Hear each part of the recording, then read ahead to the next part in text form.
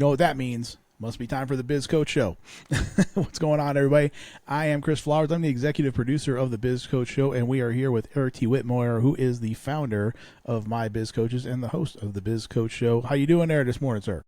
I'm doing well, Chris. Thanks for everything this morning. Appreciate your support. Well, somebody's got to, carry you. So, A lot of people think it's the other way around. They would think, but and I can't even talk trash because, I was going to talk trash about the Navy, but now I can't. So, but we will welcome our guest. He is a former U.S. Navy dentist, Dr. Howard Polansky, and he built his practice in Austin, Texas after his family experienced a health crisis in 2018. He sold his practice, developed a cash flow optimization method, famously reducing his own mortgage payment to $24.19 a month. Today, through financially led and cash flow coach USA, he helps dentists, doctors, and entrepreneurs free up spendable cash flow and pay down debt faster without cutting into income or lifestyle. That is fascinating. I'm really interested to hear this. So this is going to be great.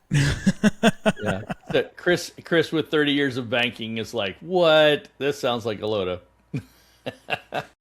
I want to get the in-depth. I want to get the scoop here. So this is going to be fun. Exactly. So I thought Howard would have a phenomenal story for us to share, and the way that he was telling me how they support business clients even more compelling. So appreciate you being on, Howard.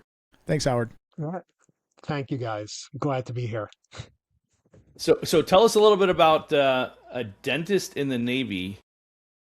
Let's just go there real quick, just because we're all ex-military. So now, how many teeth did you have to replace after bar fighting and things like that? Right. I might have sent you some clients, by the way. Just saying. I was not stationed in Okinawa, so that would have been a lot more bar fighting down there.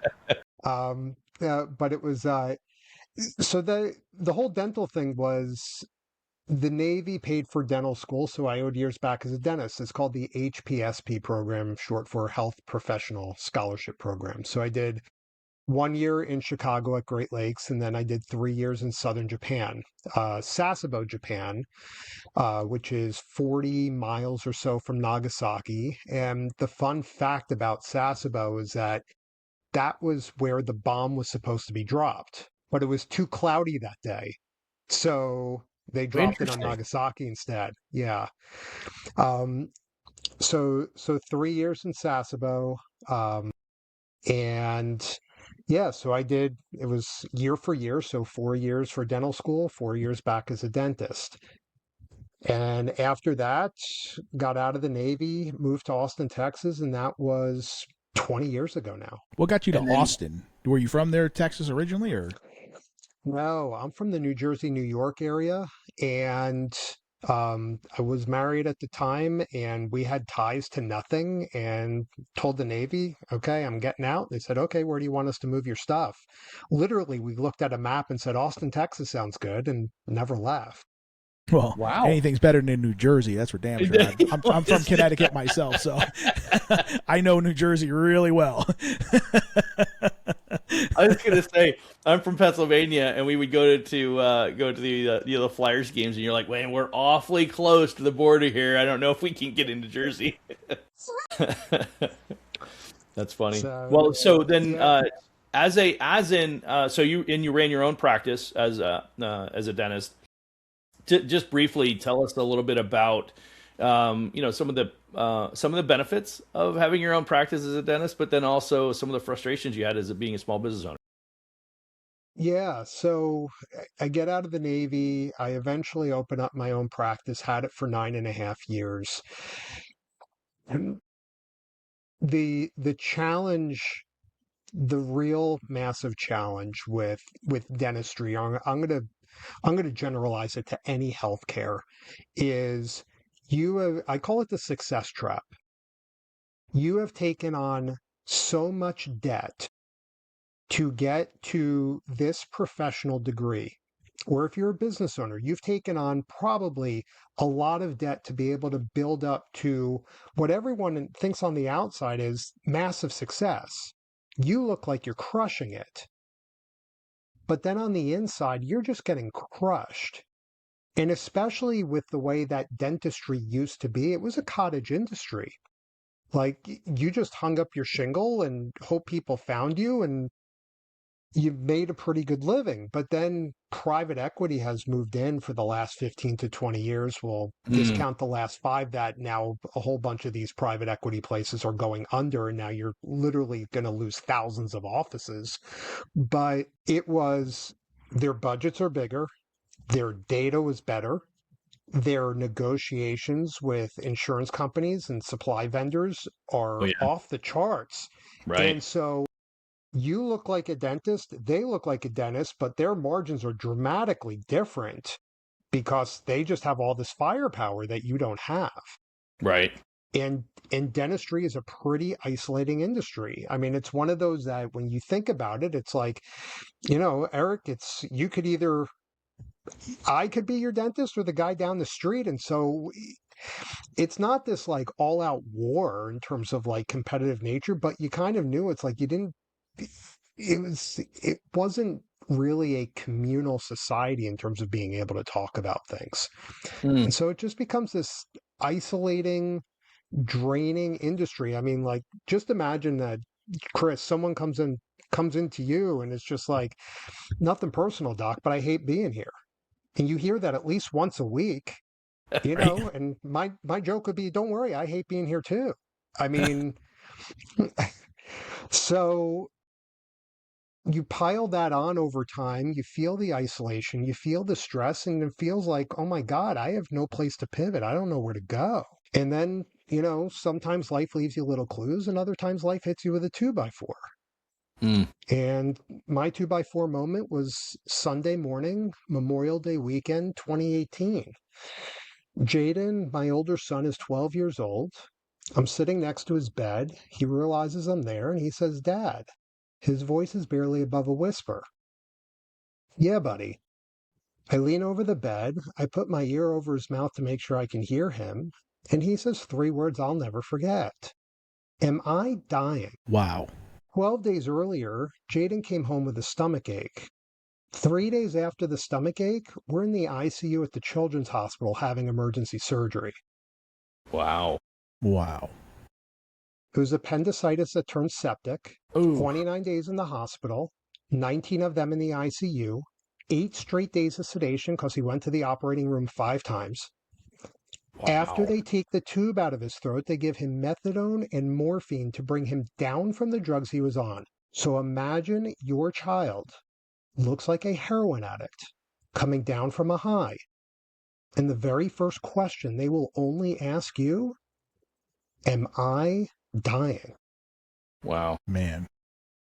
That's a 2x4. That's a 4x4. Yeah, but that's a sledgehammer, man. Yeah, no kidding. Wow. Right in the chest. Yeah. So, my first breath was, did I hear him correctly? My second breath was, do not lose your crap right now. And I look him in the eyes. I tell him, no, you're not dying. You've had prayers from thousands of people all around the world, and you're going to be just fine. He looks at me. He knows I'm telling him the truth. He closes his eyes to get more rest. I walk outside the room, and then I break. Oh, right. Right.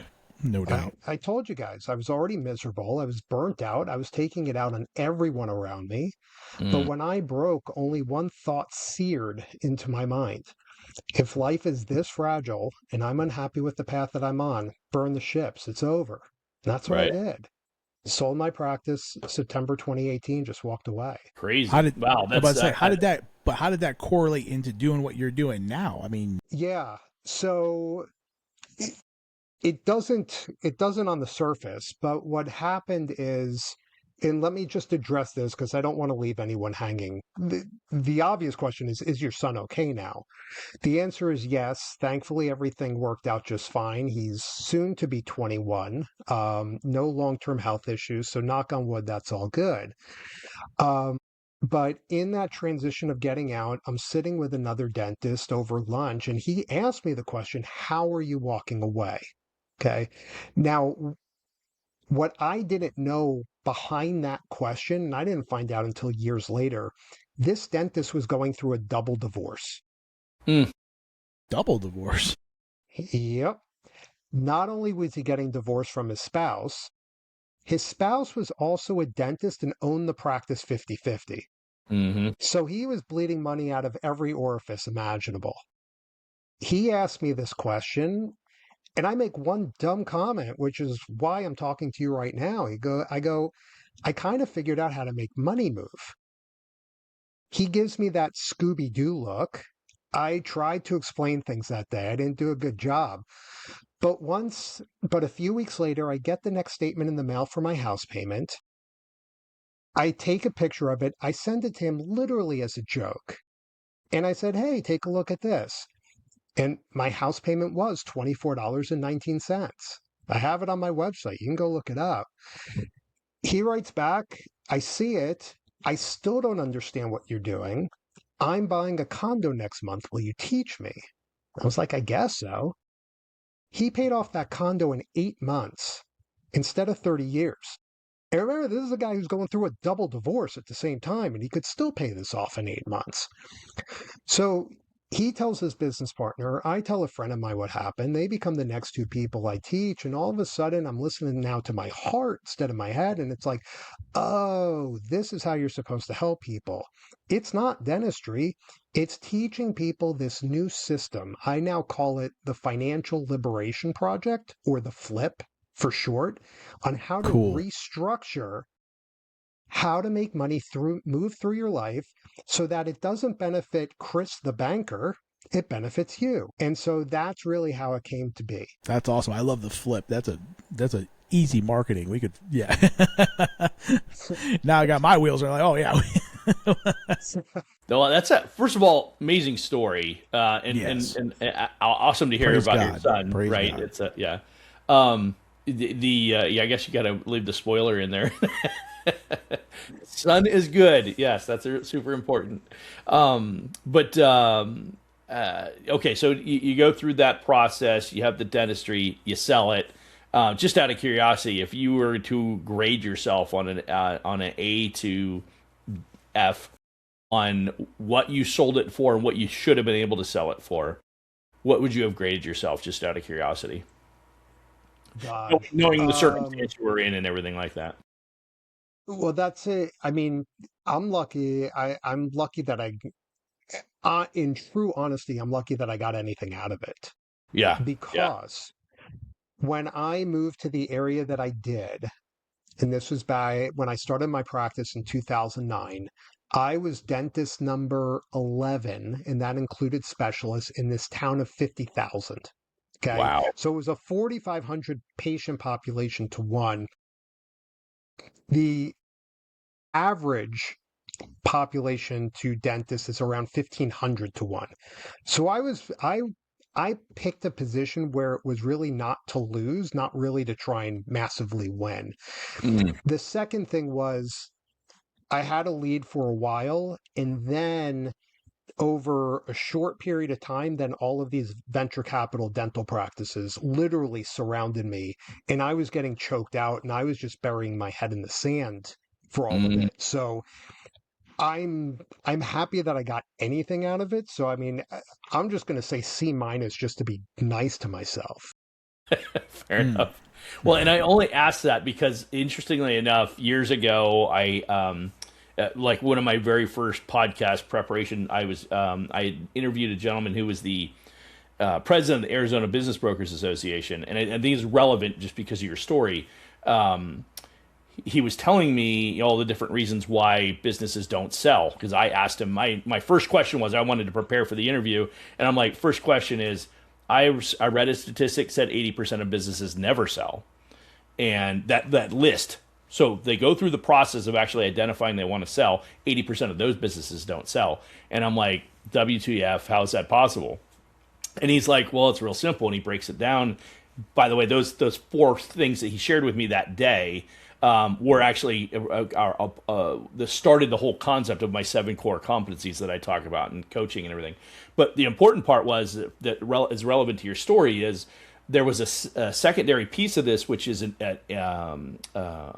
while he was the president of the Brokers Association for about 5 years, they did a study. And during that study, they asked how many business owners sought financial advice before they decided to sell. And they aggregated, they created a separation, those over 5 million, those under 5 million. Now, this is just Arizona for the most, right? So but you extrapolate that over on a nation side. Of all the businesses over $5 million in top line revenue, not EBITDA, but top line revenue, of the businesses over $5 million in top line revenue, 42% had sought financial advice before they decided to sell. And I thought to myself, I'm like, only 42%. That's a really, at 5 million at 20% net margin, you're looking at $1 million net profit, 3 or 4x EBITDA. That's a decent chunk of money. I'd probably get some financial advice, so I didn't pay a ton in taxes. On the businesses less than $5 million, 0 people had sought financial advice, and the reason is that the vast majority of them did not make a conscious decision to sell their business. They were forced into a decision to sell, much like your situation.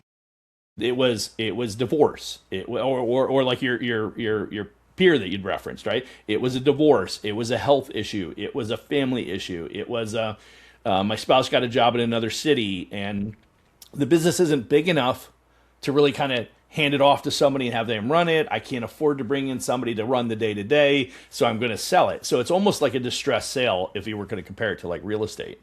And so the vast majority of businesses that get to that size or that are under a certain level, that's what they end up having to do, is they end up having to sell, and it becomes this fire sale, for lack of a better term. And you had the added disadvantage of the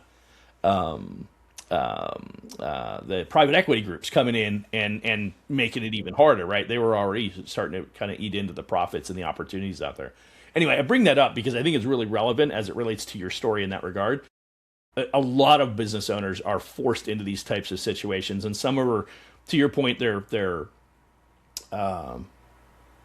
trying to think of the word I want to use, but it's like a lift off your chest. Like, I'm actually kind of glad I got out. It wasn't great. It didn't end well. It didn't end as well the way I would have liked. Let me say that. Could have been worse. It didn't end the way I would have liked, but in the grand scheme of things, it was the necessary thing for me to do to move forward in my life, which absolutely would encompass in your situation. But I only share that because as an education piece, it's like really important to help people understand that's more common than anything else. As a matter of fact, a post that I did just the other day, 5% of all businesses actually sell. So, I mean, it's literally 1 in 20 actually sell their business. That's all businesses that start. So, if you don't fail, the likelihood of selling is even lower. Anyway. Yeah, I mean, I'm not surprised at the statistics. I mean, I'm really not. As low as it may be, you're so buried in the day-to-day to just try and keep things afloat, then you're like, oh, and then I'm supposed to have time to do this, and I'm supposed to have time for that. And it's like, well, where's the time? Right. Yeah. Yeah. So, well, and then you've mentioned something else, which I think is really relevant. You referenced specifically professional businesses, right? To your point, accountants, doctors, lawyers, anybody who invested substantially in their professional skill set, right? Tens of thousands, hundreds of thousands of dollars to get that, and the killer in that scenario is that what we're looking at is these people actually invested heavily. We're experiencing technical difficulties. Please stand by. I can edit this part out. maybe it wasn't the LLM. Maybe it was just Eric's. Maybe don't edit this part out. Now we could just make fun of him.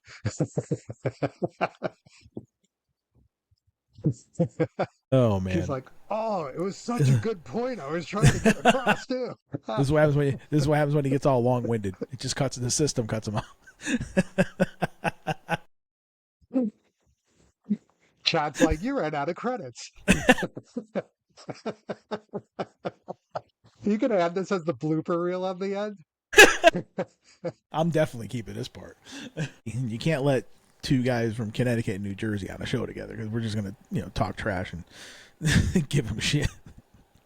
Yeah, I grew up like right on the border So like I would either go into, like I said, Yankee Stadium, or like I just take the cross Bronx Bridge to Jersey. I'd be in the Meadowlands. So I was like right there. So it was in Danbury, Connecticut. So it's like literally, the whole tri-state area thing, Yeah. So Yeah. I was in and out of New Jersey all the time. Got it.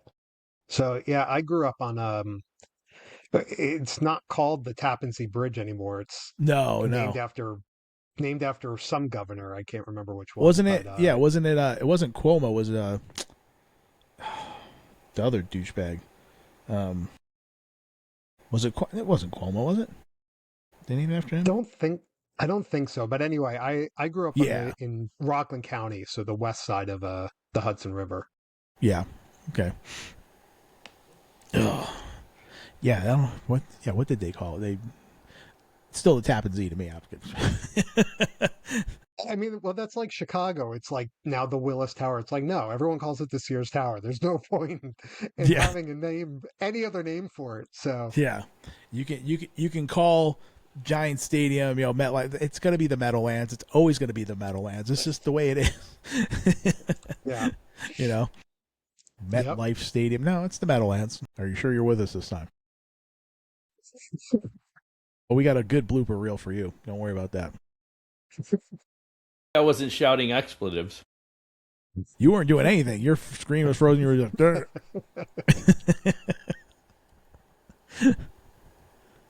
Did you freeze up again? It is freezing up. He did. Trying to reach. You trying to blame it on the? We solved all the world's issues in the 3 Yeah, minutes. man. The interview's over, bro. Like, thanks for showing up, man. Appreciate it. I just took over. Froze up again. Blame it on the LLM. Can you hear me now? Go ahead. Can you hear Blame me it now? on the LLM. Go ahead. Blame it on the LLM. Good. Good. Blame it on that. Are you hearing me? Yo, we're hearing you.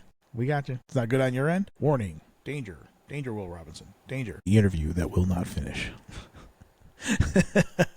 The ongoing saga. I have a flight today, so yes, it will finish. Yeah, this is going to get wrapped up one way or the other. Oh, man. I can hear you. You good? Yeah, I think so.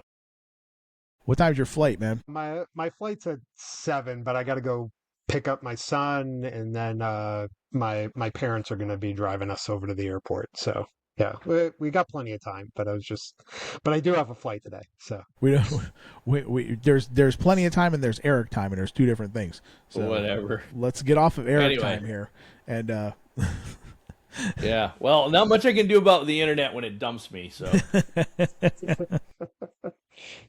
All right. So where was I? So the last point I was making in regards to Howard's situation was the amount of debt that we took on to get that business launched. Right. To your point, to get the education that was appropriate for you. And we see that in a lot of professional businesses, again, doctors, dentists, lawyers, accountants, right? They spend a fair amount of money to get their degrees, to get that business off the ground, money that you launched, buildings that you build out and all that fun stuff, borrowing all the way to get there. Now you're in debt. And hopefully if you sold it, you got enough to pay off the debt. But more often than not, that's not the case. So, yeah, but so that takes us to kind of where you're at with your program. And you went right into that from with those first couple of clients you shared with us? Yeah, I mean, it was the answer is yes, but it was like a year.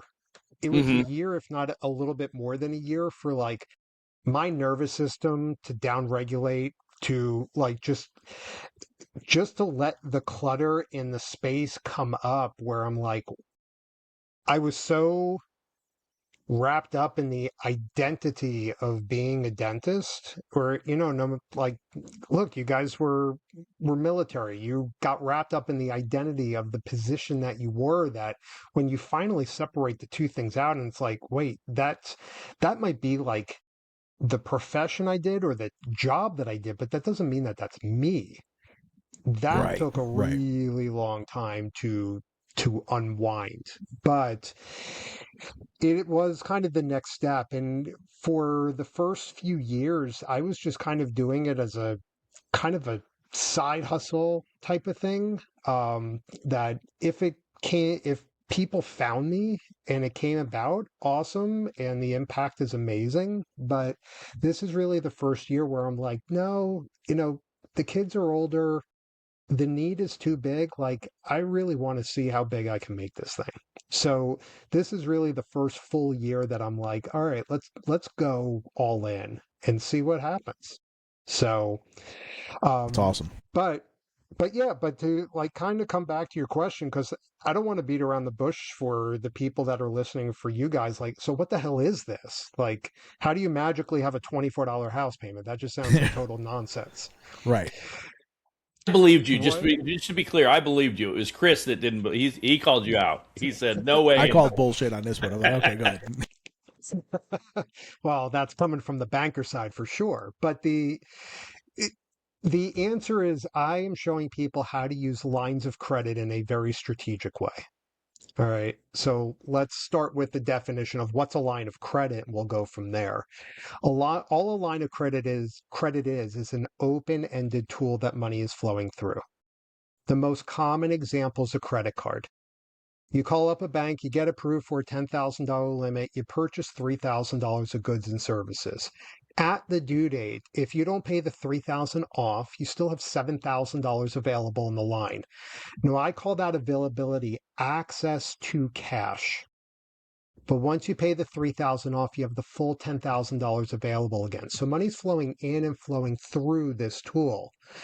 What I did, bringing this back to my house, is I refinanced from a traditional first position mortgage into a first position home equity line of credit.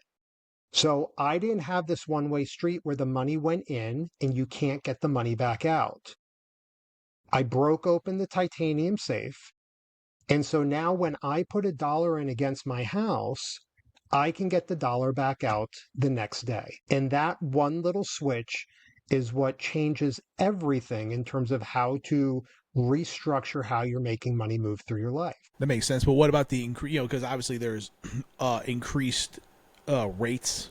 Obviously, with a line of credit as opposed to a fixed and things like that, and so working around that. Yep. And so this is where I'm going to break the banker's brain. All right. So I want to see this. I'm not a banker anymore, so go for it. I say smash it. I'm a recovering banker, so please go for it. And so one of the things, and I'll get to the example in a second, but one of the things, like when I explain what I do, is people will come back at me and just say, well, doesn't my other financial experts help me with this? And the answer is no, they don't. All right. So doesn't my banker help me with this? Let's look at what a banker does. A banker provides a loan, and the money they make is the interest you are paying. So if this is a way to cut the amount of interest that you're paying, what's their incentive? There is none. So they're not going to help you. Doesn't my CPA help me with this? You have to understand, what is the one primary goal of the CPA? It is to try and minimize what you have to pay to the IRS. That's the lens they're looking through. So they may say, hey, buy another piece of equipment. We can depreciate it. You pay less in taxes. Add more to your 401k or to your cash balance plan. It is true. You will pay less taxes, but you also need the money to do it, which is the exact problem we're trying to figure out. Doesn't my financial advisor help me with this? This one's going to sound the most controversial, but the answer is 100% no. Understand, how are they incentivized? A financial advisor, and I know I'm speaking in very broad generalities, but 98% is probably good enough. They are incentivized by the amount of money that you invest with them. They are not incentivized by looking at your debts and your liabilities and saying, how do we help you pay this off? Because they don't get paid for it. And so I don't know how anyone can call themselves a holistic planner and eliminate half of a balance sheet. That's just me. I don't know how it can be done. Having said all that, now let's get to just a very simple example. Let's pretend that Chris, you've got a car payment. It's $400 a month. It's at a 0% interest rate, and you have $12,000 left to go. So that would be 30 monthly payments. But you have set things up that you have a line of credit in place. It's $30,000 in size, and if you utilize it, it's at a 10% interest rate. So in our simple example, what I would say is we're going to pay off the car with the line of credit. It's a Right. balance transfer. Okay. Hmm. Well, what happens when we do this? Two things. Number one, your $400 payment goes away. But now, if you're listening to this, or if you're listening to this podcast, the alarm bells are going off in your head saying, wait a second, my car was at a 0% interest rate. Now, not only will I be paying interest, it's at a high interest rate. Why in God's name would I do this? Is this what's going through Couple your head, reasons. Chris? Yes or No, yes? no, it's not. Actually, I already know the answer. Actually, I did something similar. As a matter of fact, in my own life. So Okay. Well, you're ruining my story. I didn't say the spoiler. So The reason why we do this is that you don't pay an interest rate. You pay a payment. Just because it was a 0% interest rate does not mean it's a $0 payment.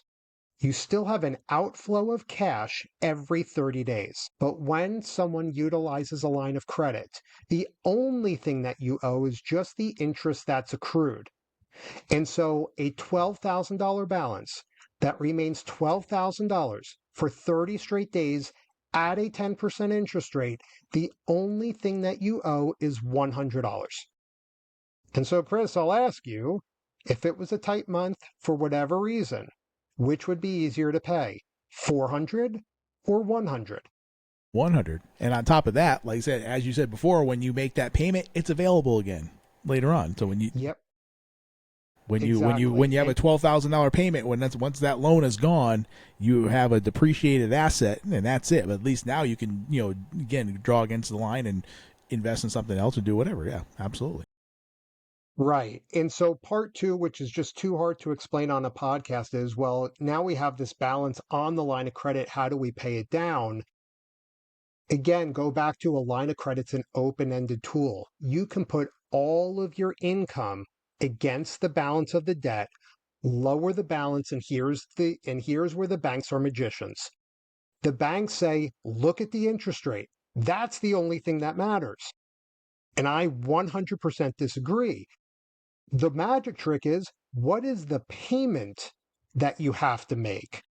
It might be connected to the interest rate. If it's a higher interest rate, you're going to be a higher payment.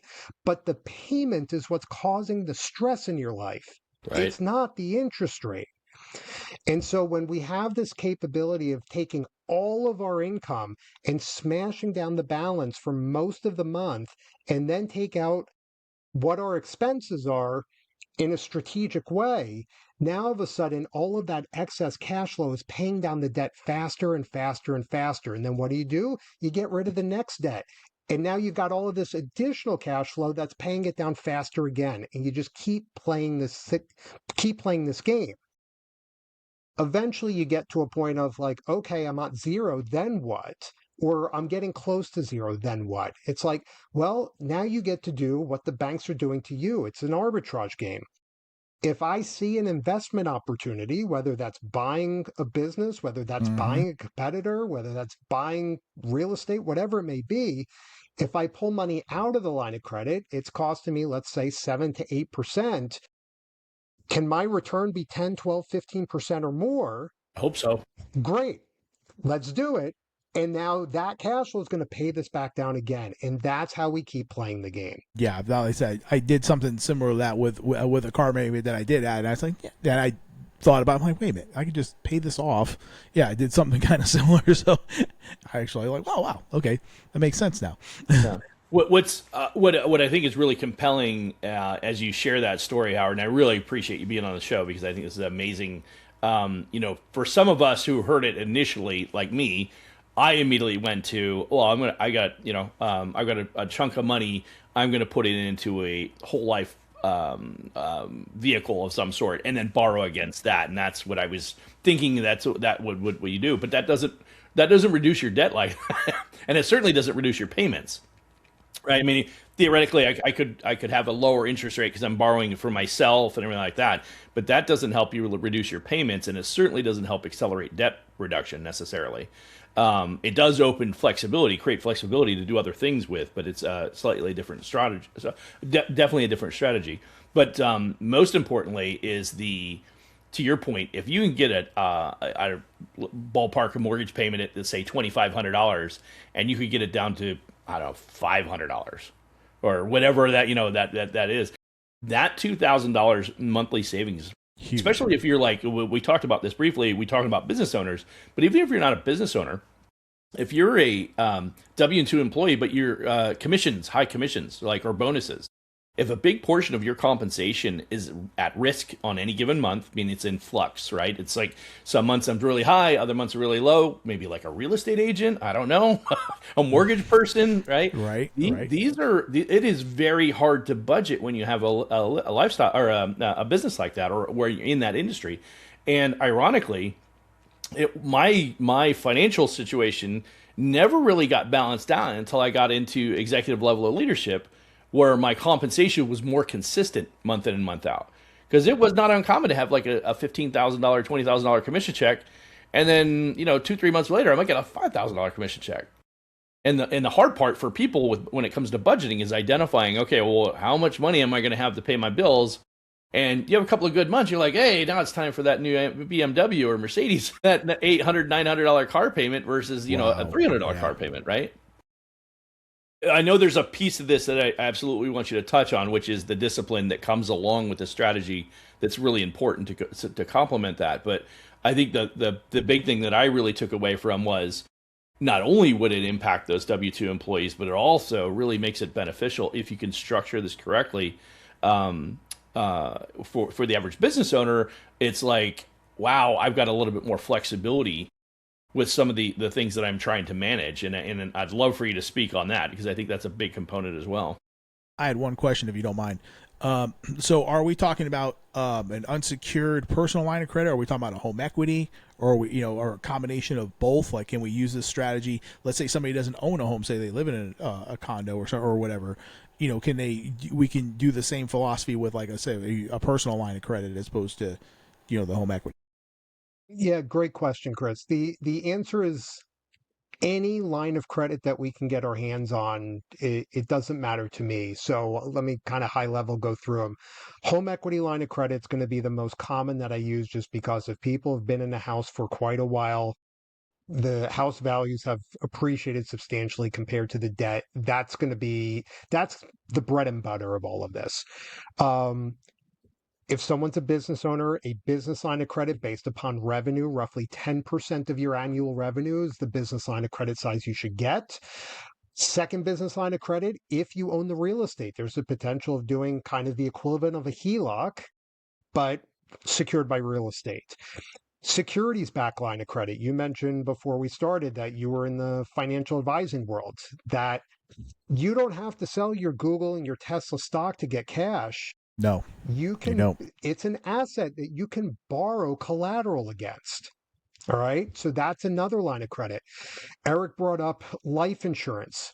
So if it's a permanent life insurance policy, I call it a life insurance line of credit, a LILOC, that there is cash value. You can borrow against that. It's cash. It's an asset.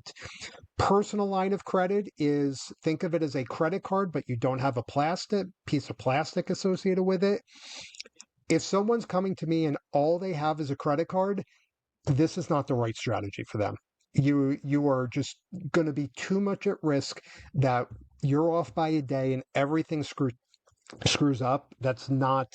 You're not in the right position yet to be able to think of doing something like this. Okay.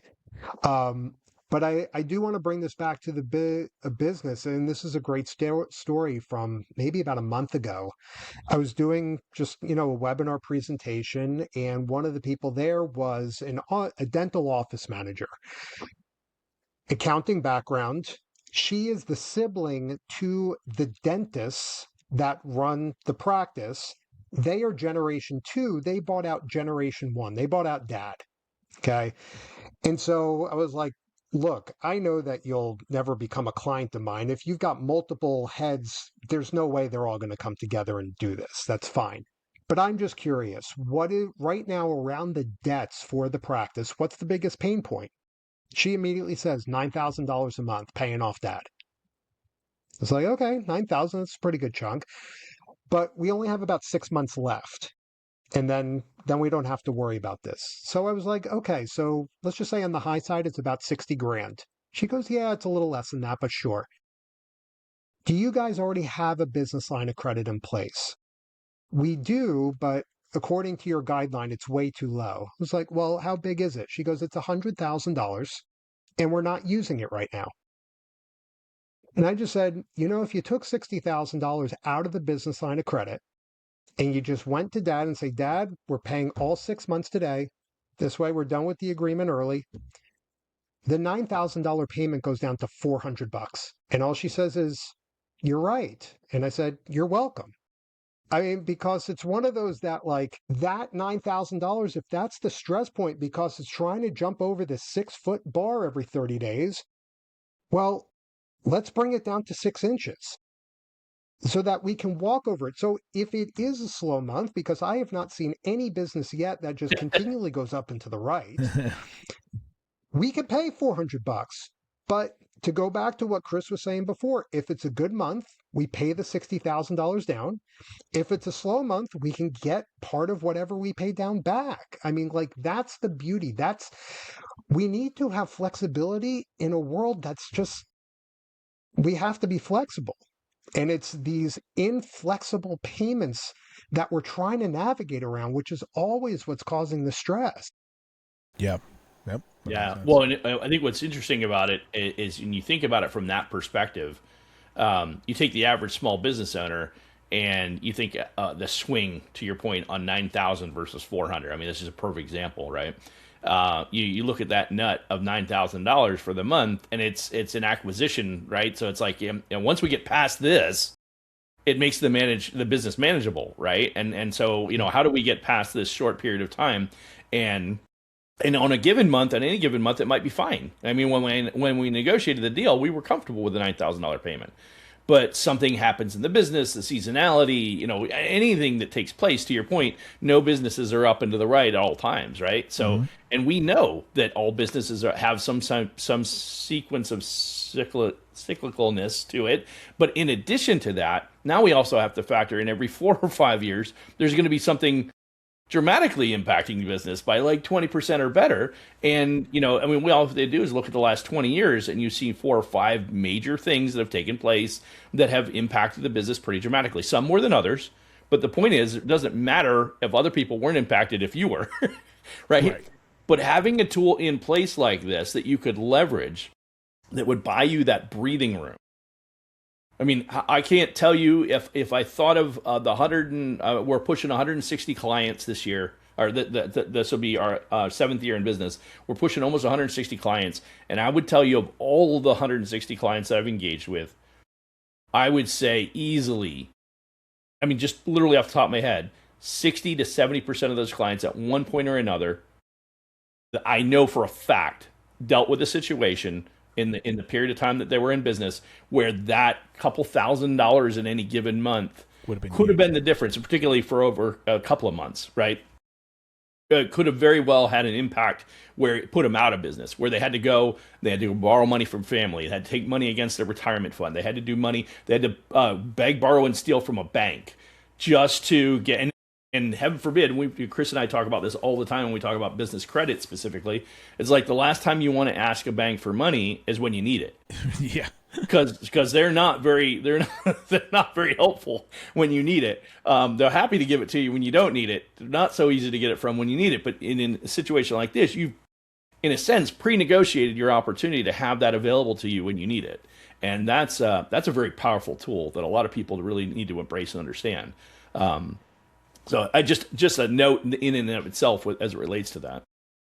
Yeah, I mean, and Eric, you bring up a wonderful point is that when I bring up in terms of what a line of credit is, why we want to use it and all that, their immediate thought is, but it's more debt.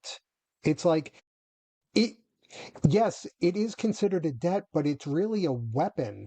Yes. When used appropriately. I mean, like, look, you always hear like guns are bad. And it's like, and I've had people say the argument of it's like, well, is it really the gun that's bad? It's like, you were a soldier. Is a gun bad in your hands? No, you know how to use it appropriately. Is a gun bad in a yeah, well, but like, is a gun bad in a 5-year-old's hand? Hell yeah, it Yeah, is. Like, right.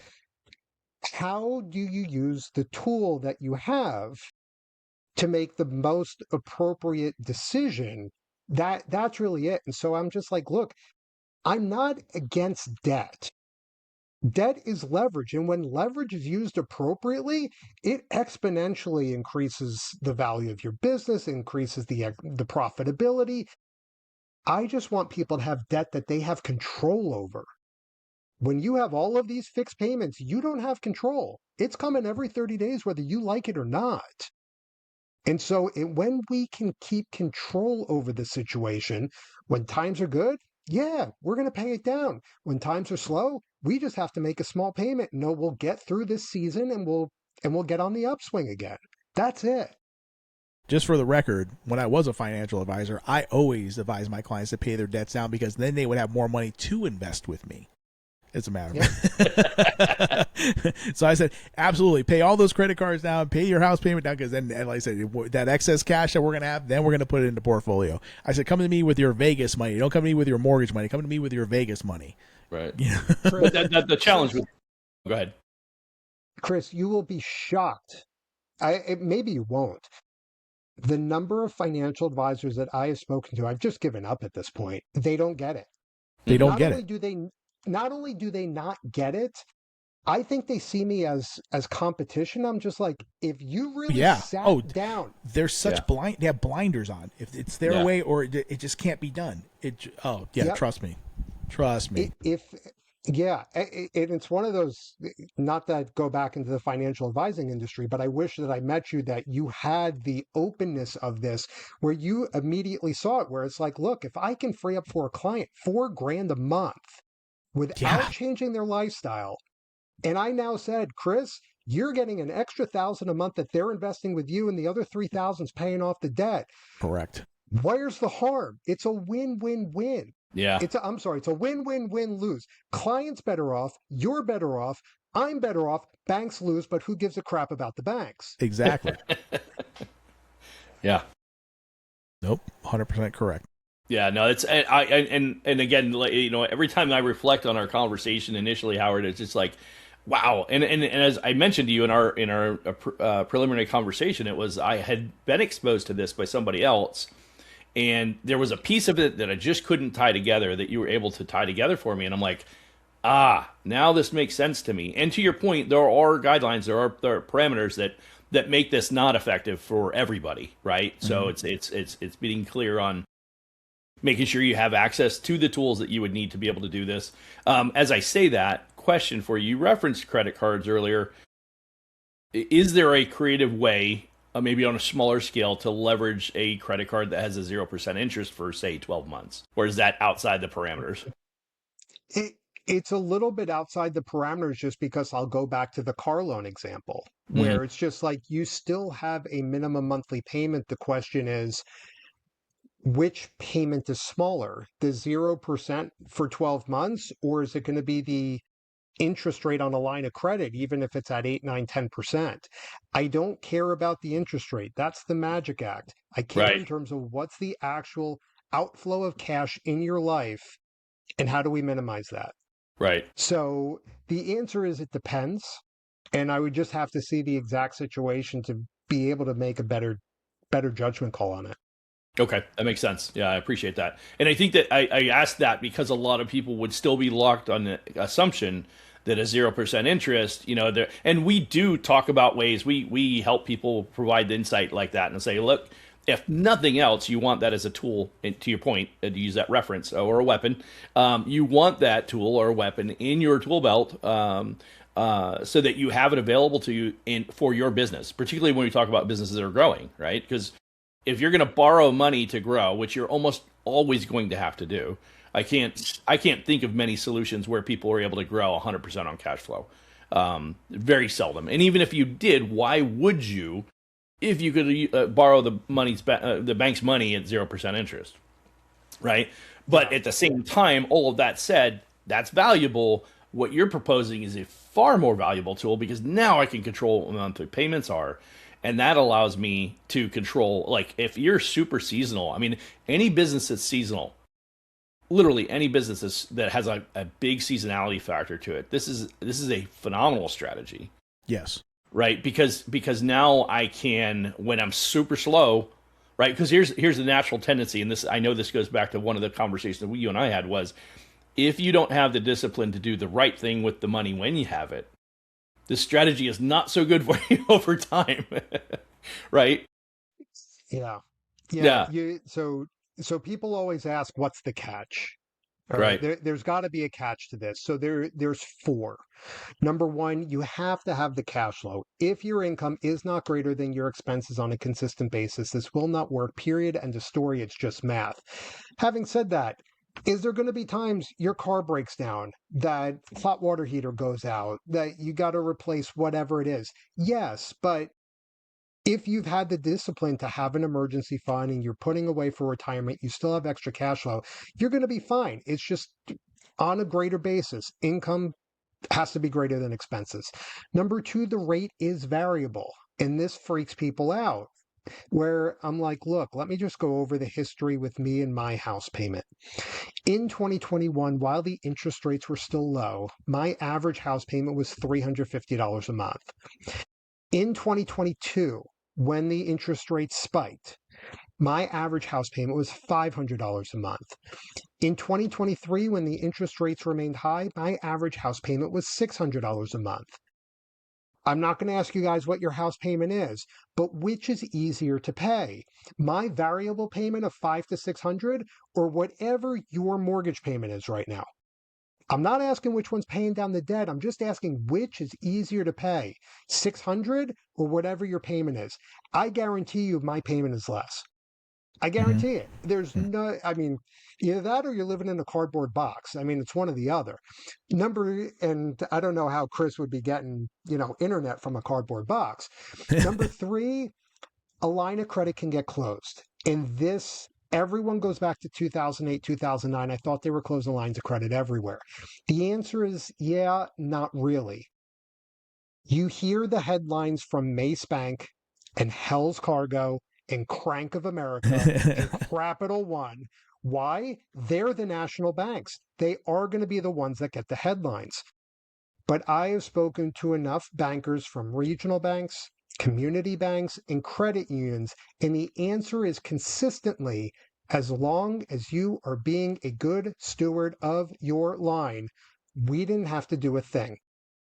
Which now leads to the final risk, Eric, in terms of what you bring up. And this is my greatest concern, is that you raid the piggy bank.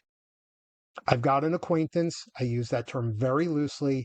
At one point, the husband was part of the Watch of the Month Club, and they had a car lease payment of $1,300 a month. Wow. Now, the family does just fine. I could care less what they spend it on. But if you got them in a corner and asked why do you spend on some of this stuff? It doesn't take long to get to the truth, to impress our circle of friends. And see, the problem with that, and you guys are shaking your heads, you already realize it, there's no end game to that. Right. And so if I showed this couple the system, they would start it, they'd raid the piggy bank, they come back to me and say, Howard, this doesn't work. And I just look at them and say, no, you're just an idiot. You're an idiot that happens to make a lot of money, but you're still an idiot. And so if you are listening to this, you know you better than I know you. And if this idea of having access to a giant wad of cash, your next immediate thought is, I'm going to go buy a Lamborghini, unless Which you has already happened. have the cash flow. I'm sure it has. I got stories for you. Unless your business is now flipping Lamborghinis, or you already have the cash flow to justify the purchase of the Lamborghini, please don't buy the Lamborghini. It is about respecting the system. To get back to your point, Eric. Yeah, I appreciate that. It's funny you say that it does happen because the when we first established the business credit program, I did it with another partner, and I remember one of the clients that I was talking to. He's like, "Yeah, I need to do this, and I want to get this, and I want to get this business credit, and I've been doing it on my personal credit, so we're gonna help him develop his business credit lines and all that kind of stuff, so he can expand and leverage it. And he wants to take his current business and scale it, and he's already doing relatively well for himself." And he's like, yeah. And he's like, how soon do you think it would take to really get this all in place? And I'm like, realistically, we're no less than 6 months, certainly closer to 12 to 18 months based on where he was currently at with his business, right? And I'm like, to really set something meaningful, or like 18 months. He's like, well, and this is where we were getting our leads from. I won't divulge that, but it wasn't a great partnership. They brought us a lot of people that wanted credit. They weren't necessarily pre-qualified as well as they needed to be. But he was like, well, I was hoping I could get the new, and it wasn't a Lamborghini, but it was some other high performance sports car. And I'm like, I don't think that $280,000 purchase is really what you should be doing with that line of credit. Oh my God, I can't tell you I'm how like, many. and I mean, he was doing well. He's doing a couple million a year, but I'm like, I don't know that that's exactly how I would use that money. But to his own. I Yep. so many people, especially back in before the crash and all that stuff, like they're going out and buying boats, and they're buying they got to have the big F450 550 to pull the boat, and then the choppers and all the, oh my God, the $100,000 chopper and this and that. I'm like, oh my God, guys, you are killing me. You are killing me. Well, and it's and to your point, it's like I think that's one of the things. Well, I know I've mentioned this on the show many times, Howard. I don't know if I mentioned it to you or not directly, but I'm pretty sure it came up in the call. 82% of businesses that do fail acknowledge that cash flow is the one of the number one contributing factor, maybe not the only contributing factor, but the number one contributing factor. 82%, and of the businesses that fail, 25% in the first year, 50% within 5 years, as much as 70% within 10 years. That's the number one thing they lean on. And so the irony is like, if you already have a spending issue and you start a business, you're just throwing gasoline on the fire, because you're just getting access to more resources that you could mismanage. And that's why, we highly encourage people to work with financial groups, bookkeeping companies and accountants and things like that, or somebody to help you manage that and help you understand how you need to project your numbers and what you should do with those resources. And this is just, again, another tool to kind of leverage and incorporate into it, because it does create so much opportunity when managed correctly. But the key, to your point, Howard, is you have to follow Howard's 4 rules. We'll have to post those on the notes, the show notes. So Howard, let me ask you a question. So when you first take on a client and you're kind of working through this process, do you meet with them like monthly and kind of, hey, how, kind of analyze things and make sure that they're sticking to the plan? Because, we talk about discipline this, discipline that, and it sounds great, but it's a lot harder to implement, especially if you are a little bit of a free spender. Then so you have to have that accountability factor. It's like, hey, we're going to meet this month, and either you're making it or what are you doing, kind of thing. So how do you go about doing that? Yeah, wonderful question. And so it's a 6-part protocol. The first part is, let's just get on a 15-minute phone call to see, from what the questions that I ask you, will this even work for you? Like, is this something that you want to go ahead and do it on your own? Fantastic. Go Good ahead, luck. knock yourself out, but, or if it's one of those like, look, I would not move forward with this. At least you're getting from someone that is just being a third party at this and saying, like, if you're going to try this, you're going to get yourself in trouble. All right. So that's part one. Part two is, if they want to go further with me, then it's, let me really get the numbers, deep dive, let me do the full analysis. And most of the people that reach out to me, I'm going to say they're married. Okay. I don't care if it's the wife, husband, does not matter, but most are married. And when I do the analysis of what is possible, it is required that your spouse is on the call. Absolutely. Because they have seen the pain, they have seen the struggle, they have seen every time that they bring up the vision and the dream that you guys had for whatever the business is, that every time they've been bringing it up recently, that face gets contorted because all of a sudden the knot in your stomach gets bigger. They also deserve to see what's possible on the other side. So they have to be on the call. Number three, Absolutely. if they want to move forward after that, now we start to execute in terms of, I've got a list of a couple hundred banks that I have called over time that, depending upon primary house, secondary house, investment house, the whole gamut. What banks are we going to use? How do you talk to them? Do you need for me to speak to your other financial people so they understand what we're doing? We're not trying to do this behind their back. I'm not a CPA. I'm not an advisor. I don't tell people where to invest. I'm not taking their jobs. I don't want their jobs. All right. But it's important that they understand what we're trying to do here, because, again, you think that they're helping you, and they are, but they're not doing. The CPA is looking at what happened and playing a historian. The financial advisor is looking into the future. Where do you want to go? And you think that they're both helping you with today, and they're not. So Right. this is both a personal and a business strategy together. It's not either, it's not or, it's and both, and integrating it for today, this week, this month. Then we start to utilize the line of credit, which debt in the right order to get the most bang for your buck. Then we optimize it. And then finally, we simplify it. And Chris, this gets back to your answer. And I know this was a very long explanation. I have gotten this down to, if you are a business owner, it takes 5 minutes per week. And on the personal side, 5 minutes per month. So for those that are business owners, we are touching base every week, literally just by text. Okay. If you need a phone call because something else is happening in your life, then absolutely they call me. But 5 minutes per week, I just need anywhere from 4 to 8 numbers that we have a joint spreadsheet. And then I tell you, this is how much money to move to this account. Because the last thing that you want is, the money's already stressing me out. I don't know what to do. Well, great. I'm taking that off your plate and telling you, just do this.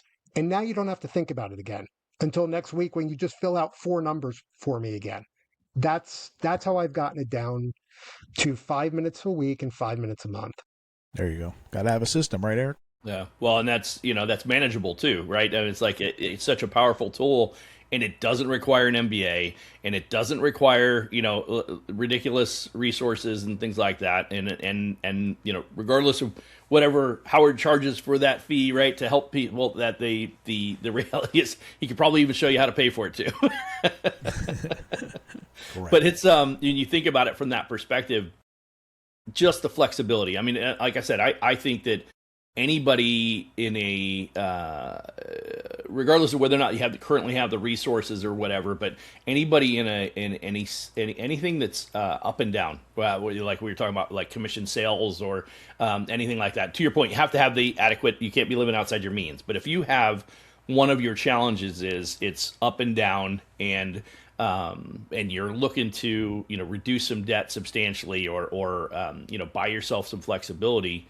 That it's a no-brainer tool. I can't even, the more that I understand it now, and it's funny because, like I said, it was introduced to me a year ago, and I just could not wrap my head around it, because the person that was trying to explain it to me either didn't choose to, or maybe didn't do it the same way that you did it, Howard. But once it clicked, it was just like, oh, well, I know why everybody wouldn't do it, because I can see the reasons, right? Like, yeah, when you shared some of those but then it was like, but if you knew, it's like that. If you know, you know.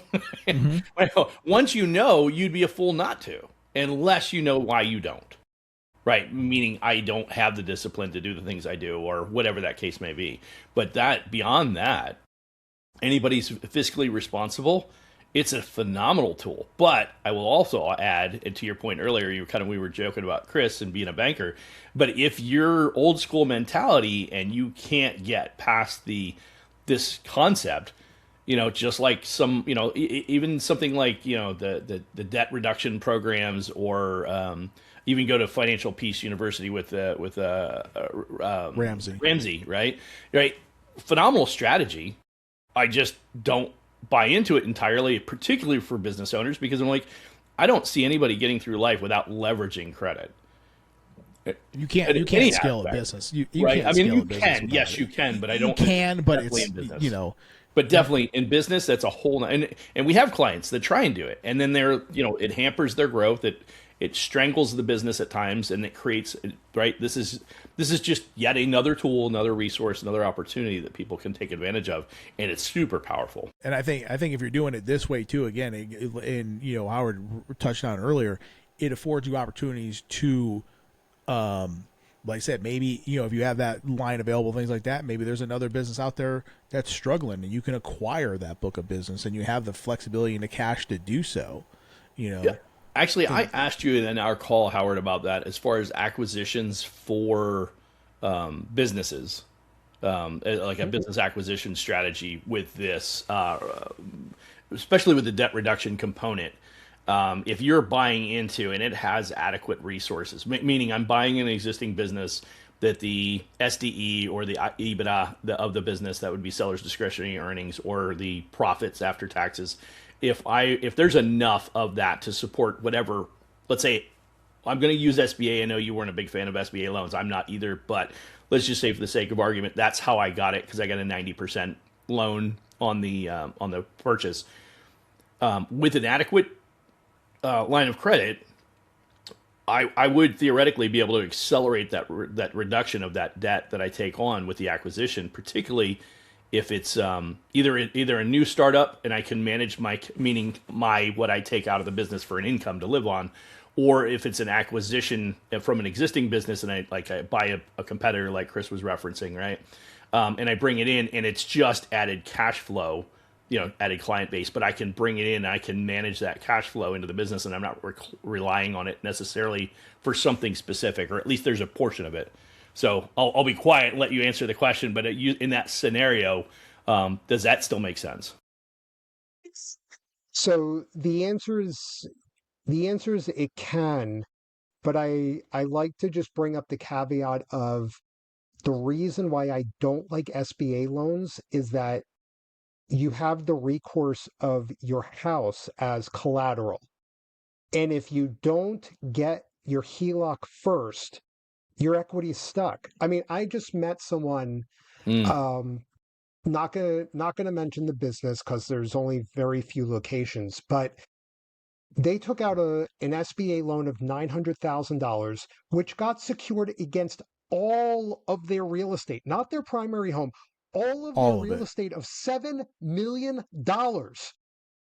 which probably has $4 million of equity, and they are stuck because the business is losing, I don't know, $10 to $15,000 a month.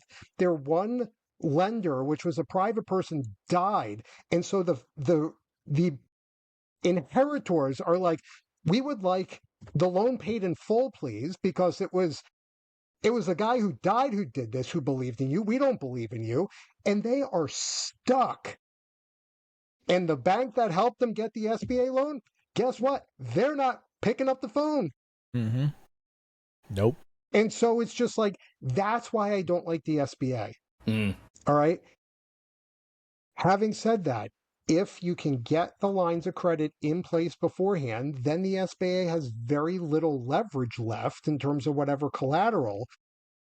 And the answer is yes. It is possible in terms of utilizing the lines of credit to be able to put the down payment, maybe just even do seller financing at that point, have that additional cash flow, pay that down, and maybe you can do chunks with the seller in terms of, hey, if the cash flow's coming in, as you say, it's like every 2 years, we're just going to give you an additional payment and just accelerate it that way. Mm. So this way, you don't have a giant tax issue now, but you're kind of getting these little bonus bumps along the way. There's ways to do it, but that's the reason why the same thing with the EIDL loans. Those COVID loans, people, yes, everyone knows that they're 30 years. Okay.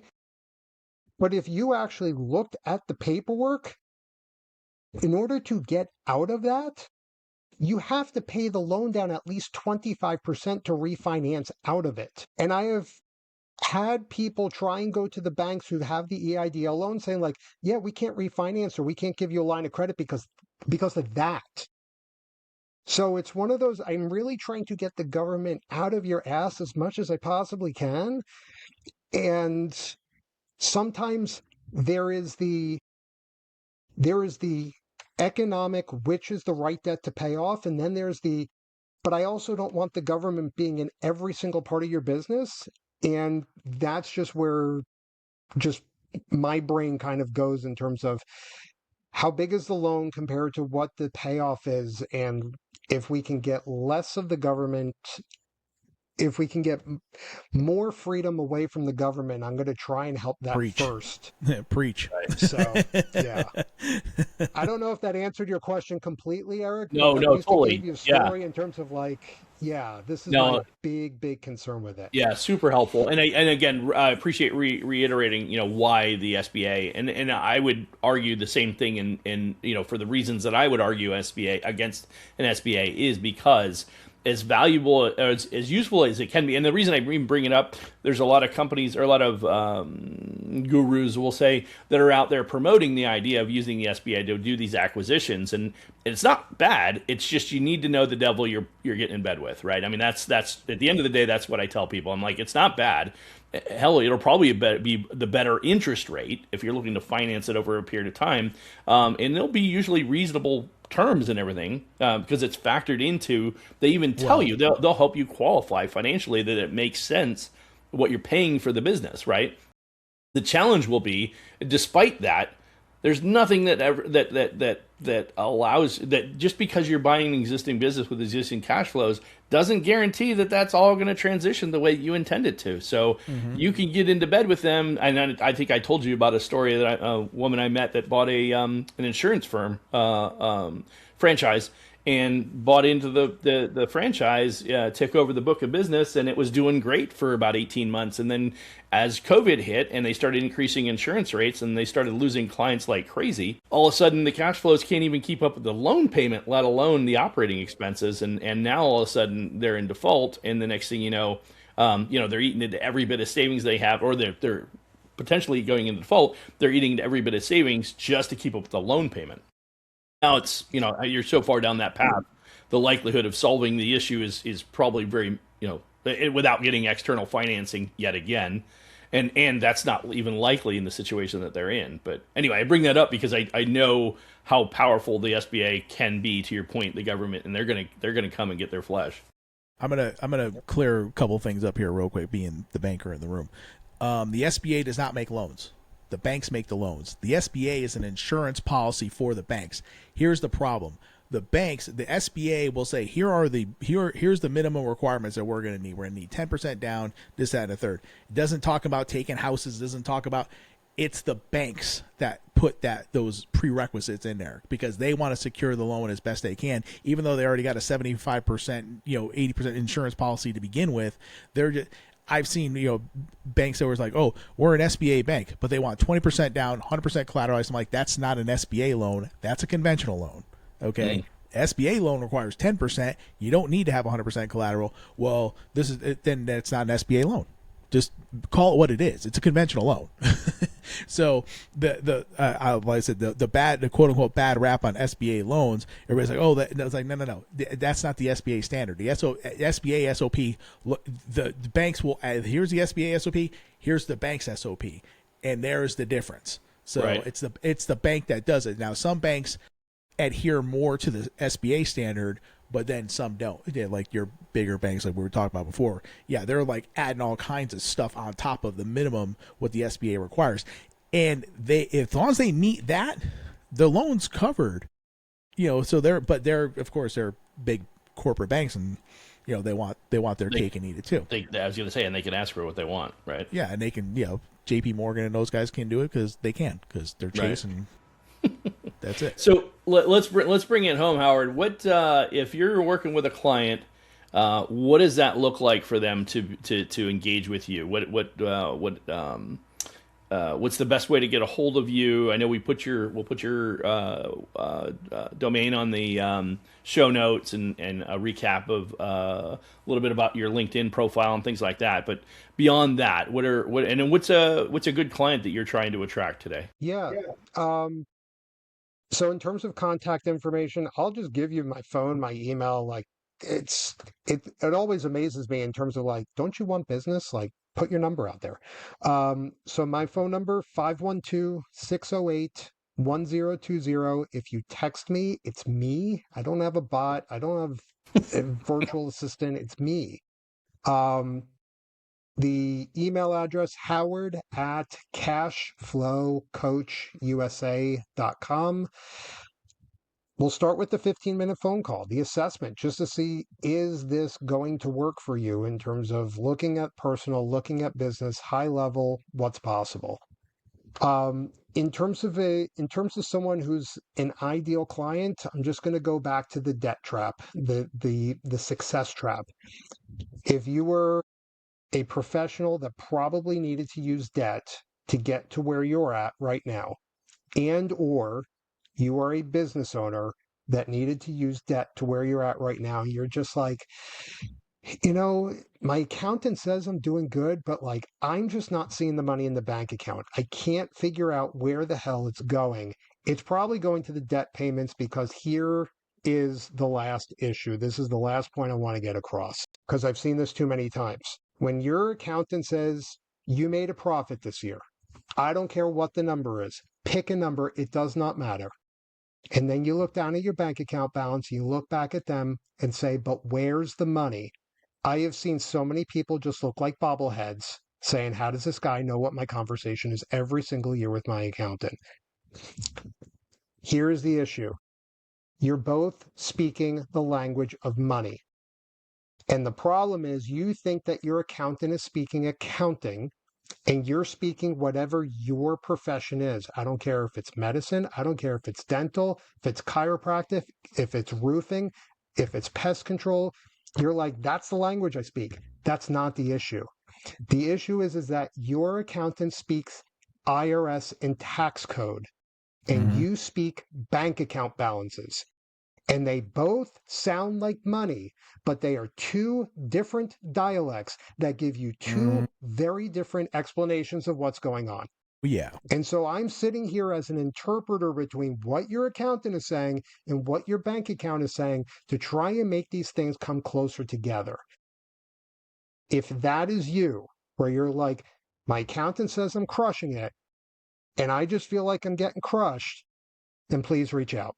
15 minutes, free, no push. I'll just tell you in terms of this could work for you, this can't. If it can work for you, and you ask, what's the next step? Then we'll talk about the next step. And if you're just like, thanks, I'll go do this on my own, then that's my blessing to the world. And thank you guys for providing this platform. That's awesome. I appreciate that. The last thing I would ask is what you do is just the guidance of the process. Is there